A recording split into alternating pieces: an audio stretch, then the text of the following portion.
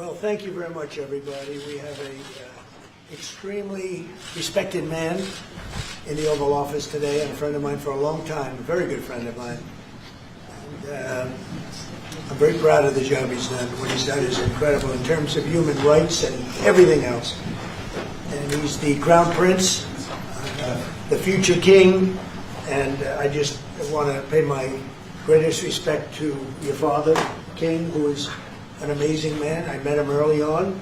He greeted me at the airport at an age that was pretty high up there, and it was about 117 degrees, and he was standing on the red carpet as I came out of the plane. And he's amazing. And when I met his brilliant son, it was at the Oval Office. Shortly thereafter, you came in representing the country, and I called the father. I said, "This guy is fantastic." And I don't know if that helped you or hurt you, but obviously it couldn't have hurt too much, because here you are, right?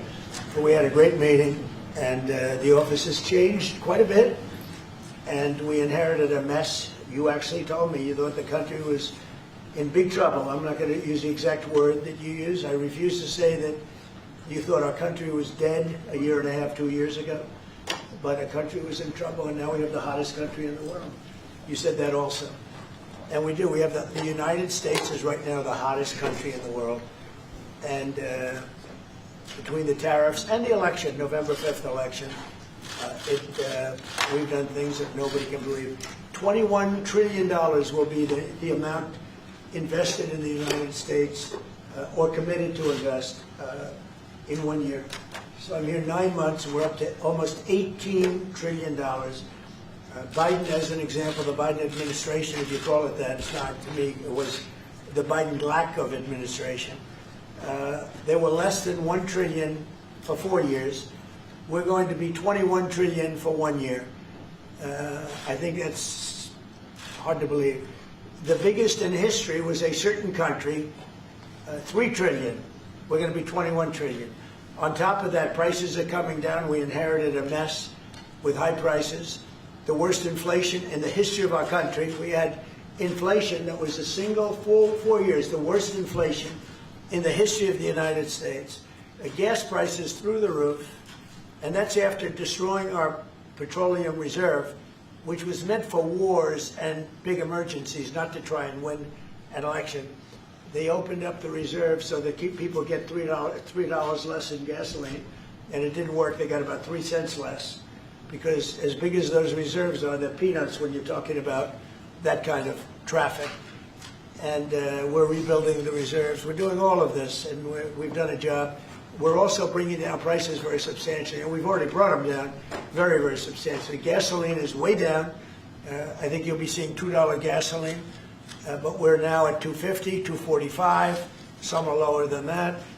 It was $4.50, $5, $6, $3.50, $3.75. Under Biden, all different numbers, but way high. And we have energy way down. But the biggest thing to me, because I know what it means in jobs, is the fact that we're at over $17 trillion, Scott, and we expect to be around $21 trillion in 1 year. And that's many times bigger than in history. The highest number was $3 trillion. And we're going to be at $21 trillion. That means new plants, new AI, new auto plants. We have auto plants coming in from Canada, from Mexico, from Germany, from Japan. Toyota just agreed to invest $10 billion on new auto plants, all American workers. We've never been in a position like this. You can go back to the beginning. Our country has never been in a position like this, and it really is because of the fact that we use tariffs to bring all this money in. And you're going to see the results in a year when these plants start to open up. We have more plants under construction now than at any time in the history of our country. And these are big plants. These are the biggest plants anywhere in the world. And I want to thank you, because you've agreed to invest $600 billion into the United States. And because he's my friend, he might make it $1 trillion, but I'm going to have to work on him. But it's 600. We can count on 600 billion. But that number could go up a little bit higher, yes, or I don't know, we'll see.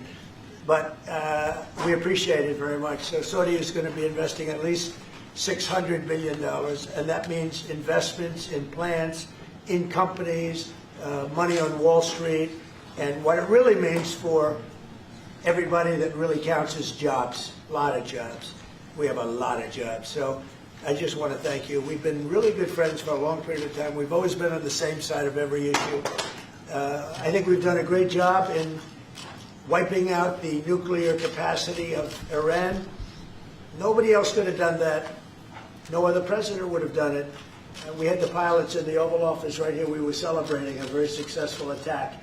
So I had them in with that beautiful B-2 bomber that's over there.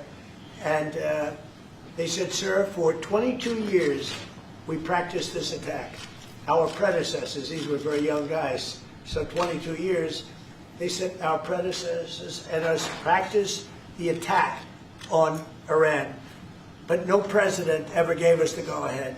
3 times a year they went out and they practiced the attack.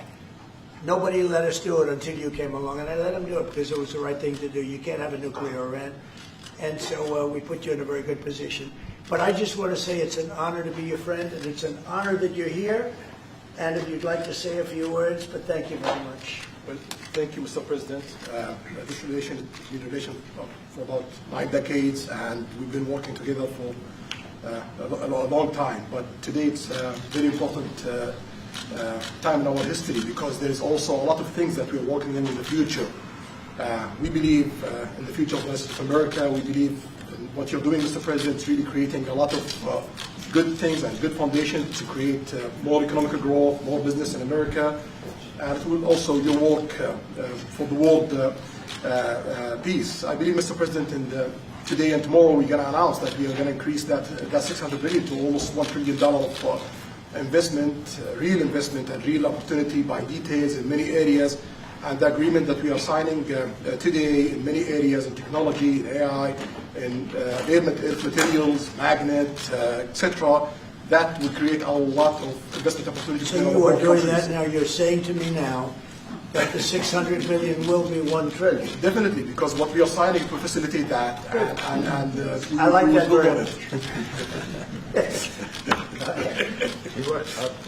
No, that's great. I appreciate that. That's great. We're doing numbers that nobody's ever done.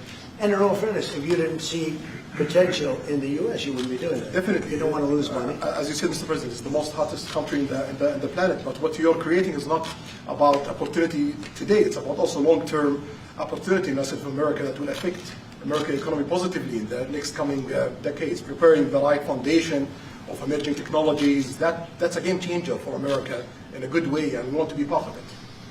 Yeah, we're doing really well. And this, you don't see what we're doing so much because we have, although the construction industry sees it. If you look at Caterpillar, who's been incredible, the tractors, everything else, the numbers that we're doing in construction are unbelievable.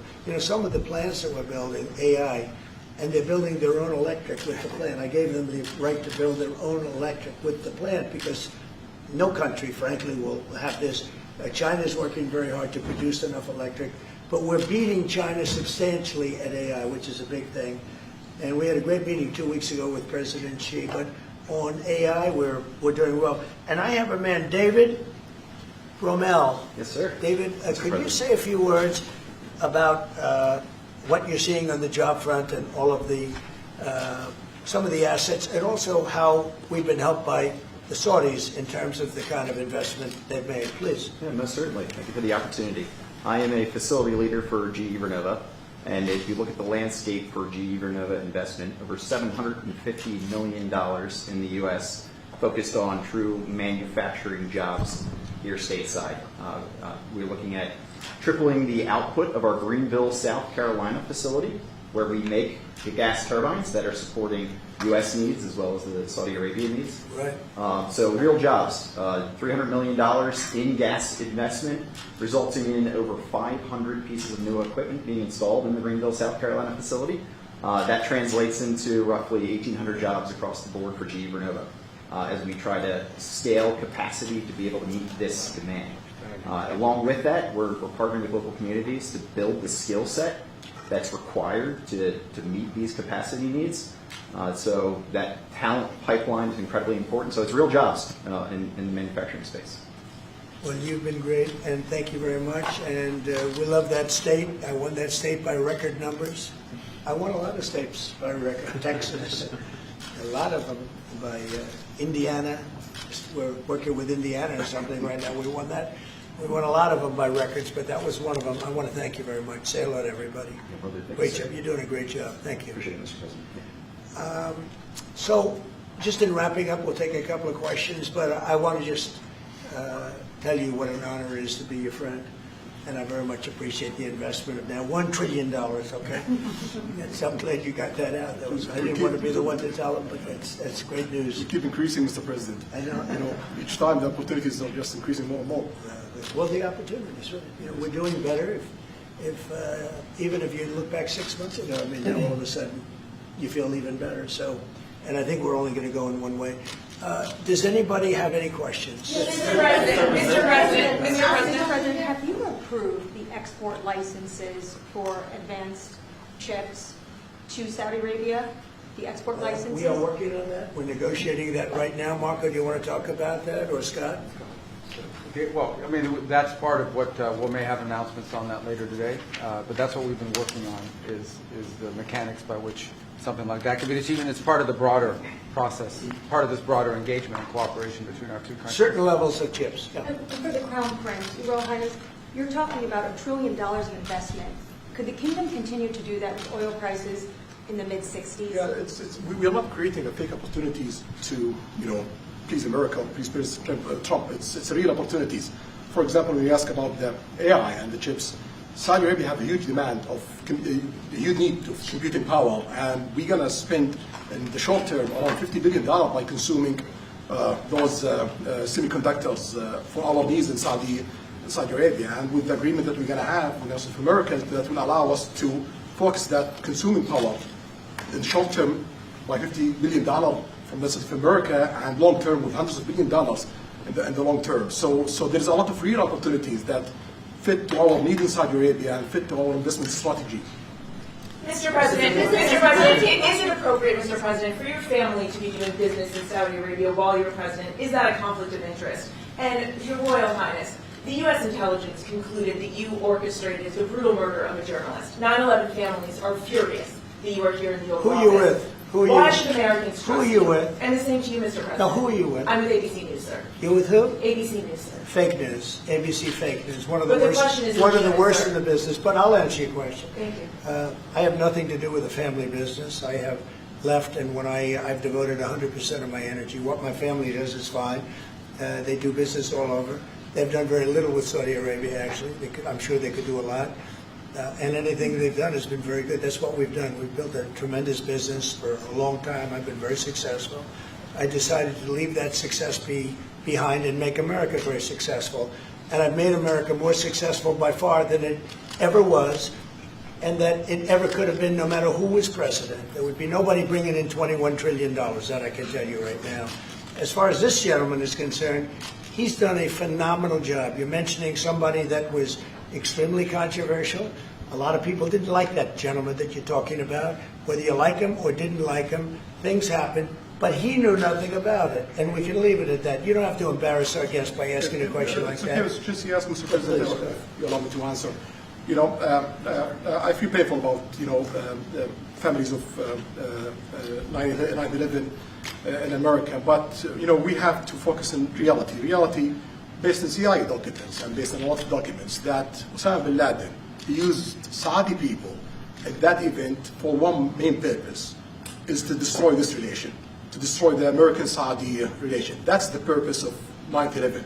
So whoever buying that means they are helping Osama bin Laden's purpose of destroying this relation. He knows that strong relation between America and Saudi Arabia is bad for extremism, it's bad for terrorism.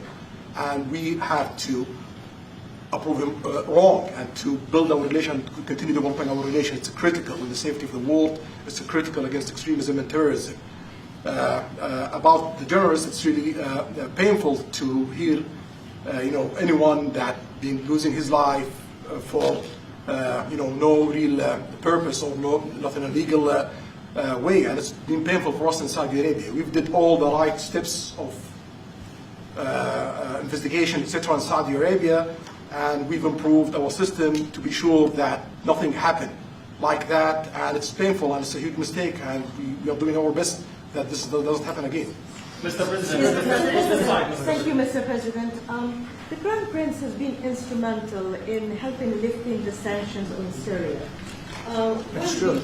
Will there be any joint investment between the U.S. and Syria? And will you visit Damascus? Are you from Syria? No, but Where are you from? I'm from Palestine. Oh, you're making a lot of progress, huh? Very good. Well, they But like I have the a question for the Palestinians Crown like Prince me. as well after you, sir. Palestinians are doing very well, actually. I think we're working very closely with a lot of people that make everybody happy, including Israel, the Palestinians, and everybody. That's very interesting. No, I think that I will tell you, the Crown Prince called me, and he specifically asked me if I would lift the sanctions on Syria, because he wants to see Syria make it. As you know, the leader of Syria was just here. We had a great meeting, and he's a strong guy, and I guess you need a strong person to run it. And I think Syria's made tremendous progress. And we did lift the sanctions at the request of the Crown Prince. Also, the President of Turkey, Erdogan, called me specifically. He said, you know, if you don't lift the sanctions, Syria doesn't have a chance. If you do, they have a very good chance. And between the two of them and some others, I lifted the sanctions. And the results so far have been pretty good. Can I ask you a question about the F-35s that are being sold to Saudi Arabia? Are these the same ones that are being used by the Israeli military? And if so, how does that allow for the qualitative military edge for Israel? And then I want to ask you, because you brought up the plight of the Palestinians, are you aware of relocation flights to South Africa that are taking place right now? Which flights? There are relocation flights that are taking place. Some Palestinians are being charged up to $2,000 I'm not a going to seat. South Africa for the G20 because I think their policies on the extermination of people are unacceptable. So I'm not going. So I won't refer to anything having to do with South Africa. South Africa has behaved extremely badly. But I will say that when you look at the F-35 and you're asking me, is it the same? I think it's going to be pretty similar. Yeah. You know, How will that this affect- is a great ally, and Israel's a great ally. And I know they'd like you to get planes of reduced caliber. I don't think that makes you too happy. They've been a great ally. Israel's been a great ally. And we're looking at that exactly right now. But as far as I'm concerned, I think they are both at a level where they should get top of the line. Yes, please. Can I just ask for the Crown Prince, if I could just ask about the direct talks between U.S. That's all right. Steve, one second. Go ahead. Have you reached an agreement on a U.S.-Saudi defense treaty today? And are you going to bring up the Abraham Accords in your discussion? I already brought them up. What did you say? I think I got a positive response. Would you like to respond? Yeah, so Yes. definitely we believe having a good relation with all Middle Eastern countries is a good thing, and we want to be part of the Ibrahim Accord, but we want also to be sure that we secure a clear path of two-state solution. And today we have a healthy discussion with Mr. President that we're going to work on that to be sure that we can prepare the right situation as soon as possible to have that. I think we're, you know, I don't want to use the word commitment, but we've had a very good talk on the Abraham Accords. We talked about one state, two state. You know, we talked about a lot of things in a short period of time. We'll be discussing it further, too. But I think you have a very good feeling toward the Abraham Accords. Yes, definitely, Mr. President. We want peace for the Israelis, we want peace for the Palestinians, we want them to coexist peacefully in the region, and we will do our best to reach that day. And the defense agreement, have you reached an agreement on that? We pretty much have. Mr. President, Question for the Crown Prince, if I could just finish. We have reached agreement on that. Yes. I wanted to ask you about the direct talks between the United States and Iran. Have you been fully briefed on that, and are you concerned at all about how this might impact Saudi security interests? Well, we are close ally. We'll be working closely together on that issue, and we will do our best to help to reach a deal between the rest of America and Iran. And we believe it's good for Iran's future to have a good deal that will satisfy the region and the world and the rest of America. So we will do our best to see that day happen. And by the way, Iran does want to make a deal. I can say I think they very badly want to make a deal. I am totally open to it, and we're talking to them, and we start a process. But it would be a nice thing to have a deal with Iran, and We could have done it before the war, but that didn't work out. And something will happen there, I think. But they would very much like, I mean, they may say something else, but they would very much like to have a deal. Mr. President, you are going to sell 35 F-35 Say jets. it.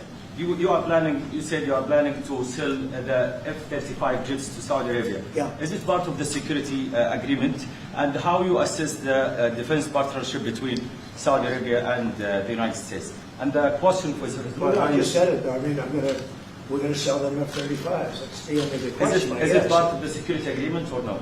No, we're going to have a deal. They're going to purchase F-35s. They're buying them from Lockheed, and it's a great plane. We make, by the way, the best military equipment. You saw that during the Iran little skirmish. We make the best planes, the best missiles. We make the best defensive missiles. We make the best military equipment in the world. Nice. For His Royal Highness, I'd like to ask about how you see the cooperation between the United States and Saudi Arabia in the advanced technological field, especially AI, and how it will support Saudi Arabia to serve its goal to achieve the vision of 2030. Well, I will try to answer that in short, but definitely there's a lot of interest in many industries between Saudi Arabia and America, and we are signing a lot of agreements in different areas that will really add value to American economy, but also will add value to us in Saudi Arabia. And AI, it's critical for us because one of long-term problems that we could have is lack of workforce. As you've seen in the past few years, some of them have reached 30% of the global migration to Saudi Arabia. So we know that to assure the Saudi Arabia GDP growing, with the lack of workforce that we have, we need to use a lot of computing power to replace job in the long term. So that's huge demand in Saudi Arabia, and we want to link it to American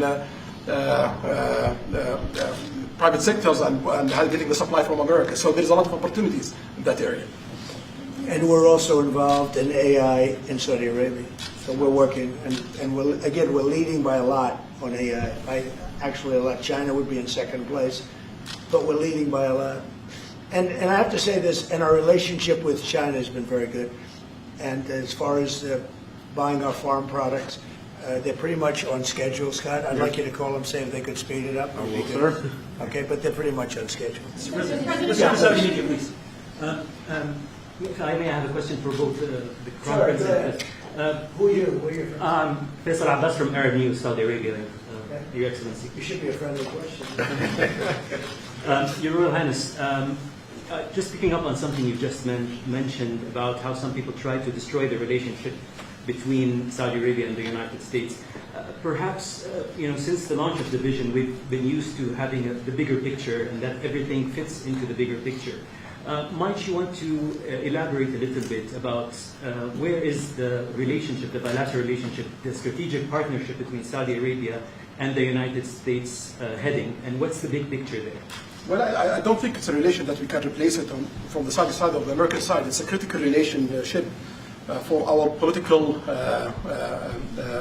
attempt, for our economical attempt, for our security, for our military, for many things. And it has been there for 9 decades, and the opportunities that we have today, it's huge, and it seems that it's going to get deeper in the next few decades. And what we are having today and tomorrow with President Trump, it's really a huge new chapter in this relation that will add value to both of us.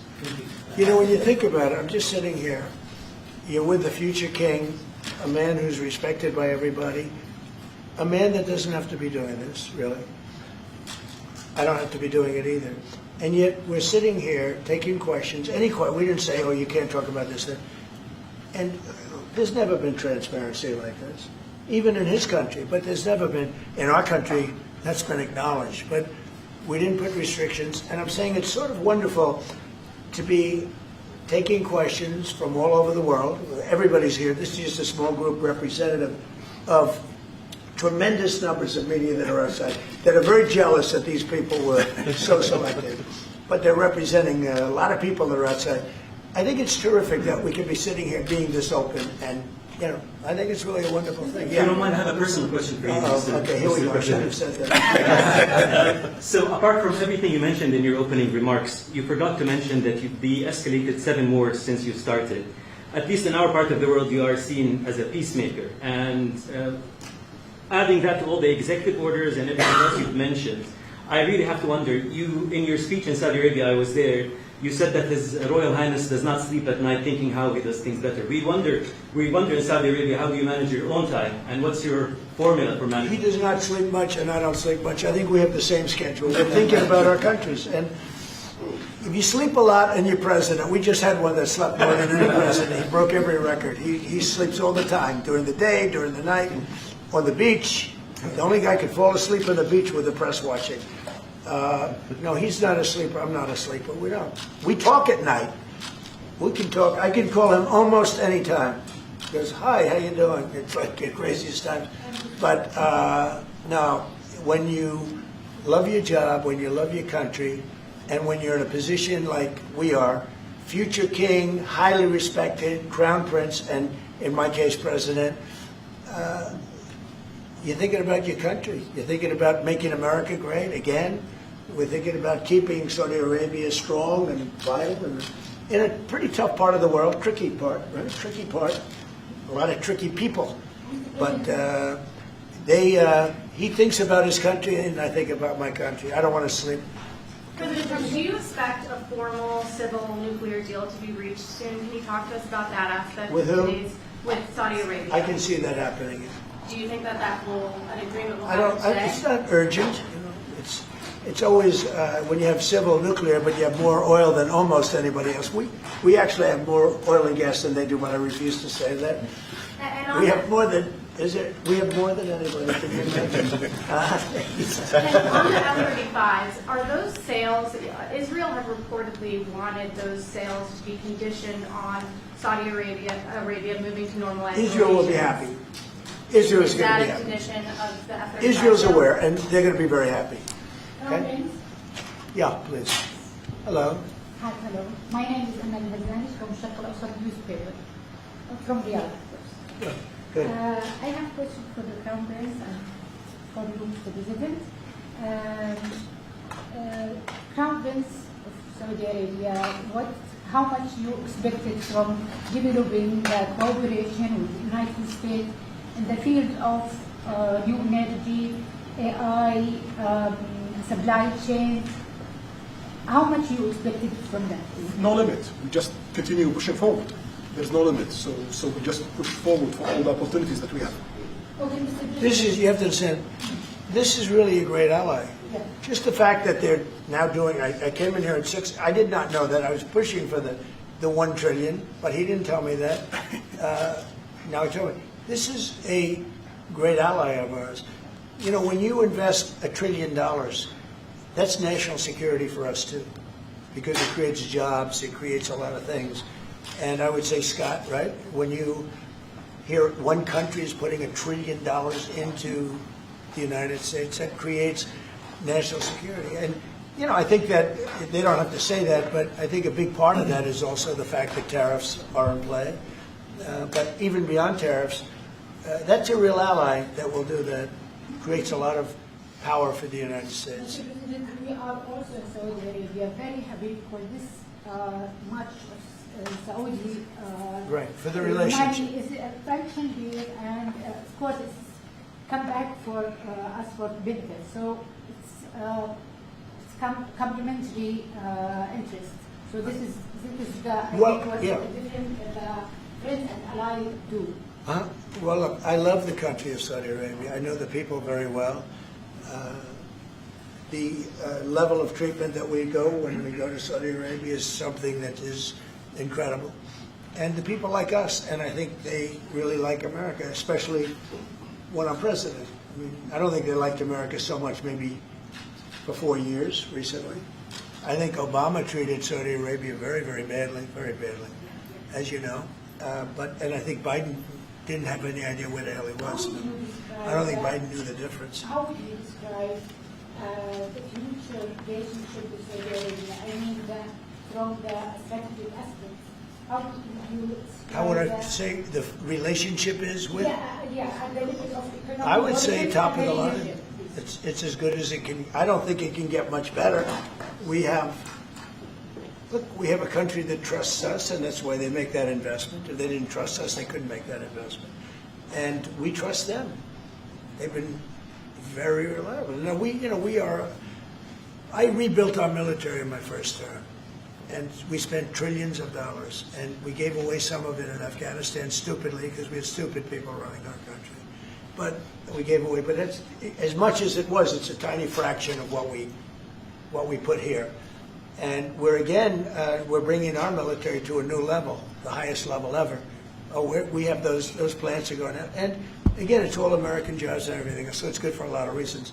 But as far as Saudi is concerned, no, I don't think our relationship could be better. I don't think they had a great relationship under Biden, and I don't think they had a great relationship under Obama. But they have a great relationship under Trump. When we did the Presidential Walk of Fame, you saw that, right? And we're walking, and I asked the Crown Prince, so outside of Trump, because I blow everyone away, who was the best president for Saudi Arabia? And you could, maybe, it's an interesting answer. I don't know. Roosevelt, who started it, was a Democrat, and Reagan is one of the historical presidents that have close ties with Saudi Arabia. But we've worked with all presidents. Does Trump blow them all away? No, it's another league, Mr. President. And Trump doesn't give a fist pump. I grabbed that hand. I don't give a hell where that hand's been. I grabbed that hand. Remember Biden? He travels for 20 hours, gets out, and he gives a fist bump. No.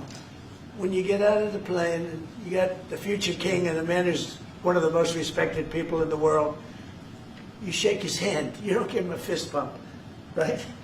We don't want to ask you about that, but I can't imagine you were thrilled. You were like a little bit surprised. He's a fantastic guy. You don't do that. Yeah, please. We're getting closer to the end of the year. Have you started the interviews for the Fed chair? Yes. Who have you interviewed? I think I already know my choice. Who is it? Well, I liked him, but he's not going to take the job. He refused. You like Treasury better, right? Much better, sir. So we are talking to various people, and frankly, I'd love to get the guy currently in there out right now. But people are holding me back. He's done a terrible job, hurting housing a little bit. The truth is, we've been so successful, we've blown past his interest rate stupidity. He's been wrong. That's why I call him too late. He's too late. Jerome Too Late Powell. He was recommended to me by a guy that made a bad choice. And it's too bad. But despite that, it's having very little impact because we have all of these things happening. But it has an impact on housing to a certain extent. He's a fool. He's a stupid man. But we have some very good people. Yes, sir. You'll be sitting down with them in the near future. And we have some surprising names, and we have some standard names that everybody's talking about. And we may go the standard way. It's nice to every once in a while go politically correct. But we have some great names. Steve, have you talked to President Maduro of Venezuela yet? Are you still open to that? He wants to talk. Yes, sir. Yeah, I'm open to talk. I talk to everybody. But no, he wants to. They treated us very badly. They sent all of their prison population into the United States, and we're getting them out rapidly. But he sent all of this, and he sends drugs into the United States and other things. No, he treated us badly. He was dealing with a bad president, and he was able to get away. We have now, I think we have the strongest borders anywhere in the world. Nobody's coming in unless they come in legally. We've taken very weak borders where millions of people came in. For the last 6 months, I don't do these reports. They say 0 people have been able to come in. Is that pretty good? I don't know if that number's right, but it's pretty Mr. good. President, why wait for Congress to release the Epstein files? Why not just do it now? It's not the question that I mind, it's your attitude. I think you are a terrible reporter. It's the way you ask these questions. You start off with a man who's highly respected, asking him a horrible, insubordinate, and just a terrible question. And you could even ask that same exact question nicely. You're all psyched, or somebody psyched you over at ABC, they're going to psych it. You're a terrible person and a terrible reporter. As far as the Epstein files, I have nothing to do with Jeffrey Epstein. I threw him out of my club many years ago because I thought he was a sick pervert. But I guess I turned out to be right. But you know who does have? Bill Clinton, Larry Summers, who ran Harvard, was with him every single night, every single weekend. They lived together. They went to his island many times. I never did. Andrew Weissman, I hear. All these guys were friends of his. You don't even talk about those people. You just keep going on the Epstein files. And what the Epstein is a Democrat hoax to try and get me not to be able to talk about the $21 trillion that I talked about today. It's a hoax. Now, I just got a little report, and I put it in my pocket, of all the money that he's given to Democrats. He gave me none, zero, no money to me. But he gave money to Democrats. And people are wise to your hoax. And ABC's, your company, your crappy company, is one of the perpetrators. And I'll tell you something. So why not just sign it now? I think the license should be taken away from ABC because your news is so fake and it's so wrong. And we have a great commissioner, chairman, who should look at that because I think when you come in and when you're 97% negative to Trump and then Trump wins the election in a landslide, that means obviously your news is not credible and you're not credible as a reporter. So I've answered your question. You should go and look at the Democrats who received money from Epstein, who spent their time. Larry Summers was with him all the time. That creep, the fund guy, was with him all the time. What's his name? Reid Hoffman. Who? Reid Hoffman. I don't know Reid Hoffman, but I know he spends a lot of money on the radical left. Reid Hoffman, in my opinion, should be under investigation. He's a sleazebag.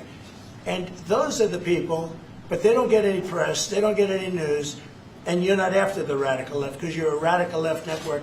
But I think the way you ask a question with the anger and the meanness is terrible. You got to go back and learn how to be a reporter. No more questions from you. Who else has a question? Prince, very quickly, I want to ask you, how much money is Saudi Arabia giving for Gaza reconstruction?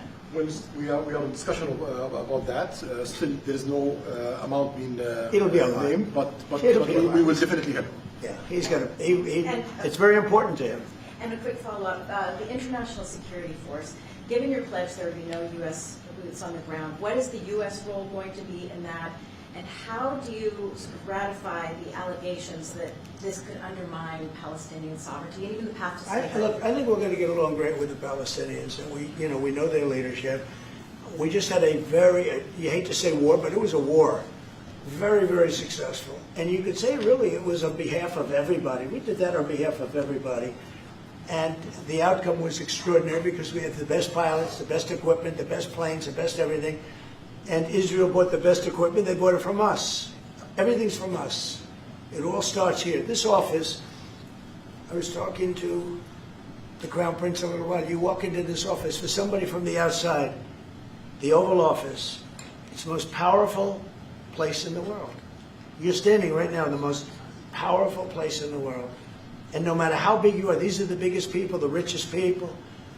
They walk into this office. It's special, isn't it? Look at him. He's so happy to be here. But you walk into this office. It's the Oval Office. And we've done a lot of good with this office. I've stopped actually 8 wars. I appreciated your question before. But I've actually stopped 8 wars. I have another one to go with Putin. I'm a little surprised at Putin. It's taken longer than I thought. But we stopped India and Pakistan. I could go through the list. You know the list better than I do. I'm very proud. And I stopped one that was almost ready to start again. You know, there was one that was ready to start, and they're doing very well. So it all took place right here in the Oval Office, whether by telephone or whether by they came in. Many of these leaders have come in, and they signed their peace deals right here in the Oval Office. So no matter if it's the biggest business people in the world or the greatest leaders in the world, the biggest leaders in the world, like the gentleman on my right, everybody walks into the Oval Office and they say, wow. And now, by the way, the Oval Office is in the kind of condition that it should be in. Whether you look at the walk or the marble floors or anything down the road, we're fixing the White House and we're building one of the greatest ballrooms ever to be built. We have an event tonight and we're going to have about 118 people because we have a very small room. For 150 years, they've wanted a ballroom, and now you're going to get a great ballroom. And I have to say, I probably made a lot of enemies because in your honor, we're having a dinner tonight, a beautiful dinner tonight, and we have a very small room, right? It's called the East Room, and it's beautiful, it's lovely, but it's like for a little cocktail before you go into a ballroom. It's a very small room. They've wanted a new ballroom for 150 years. We could have sold the big ballroom out 3 times in honor of this gentleman. So I made a lot of enemies because I have a lot of people that are invited tonight or are unable to come because of the size constraint. But you know what we'll do before I leave office? We'll have another dinner because we'll have it ready long before I leave office, and it's going to be beautiful. It's a very popular thing what we're doing. And by the way, no government funds. It's all put up private money, all private money. And in the case, I think it's there's a restriction on foreigners. Otherwise, I could have asked you just for a check. Okay? But there's a restriction. These are all private individuals that put up a lot of money to build the ballroom. Not one penny is being used from the federal government. So it's really a nice thing. But I look forward to it. I just pointed it out. If this would be a perfect night to have that ballroom open, Susie. If we had that open, we'd have a lot of people very happy. Right now, we have a lot of unhappy people because they all want to be with us tonight to honor this great man. Thank you all very much. Thank you, President.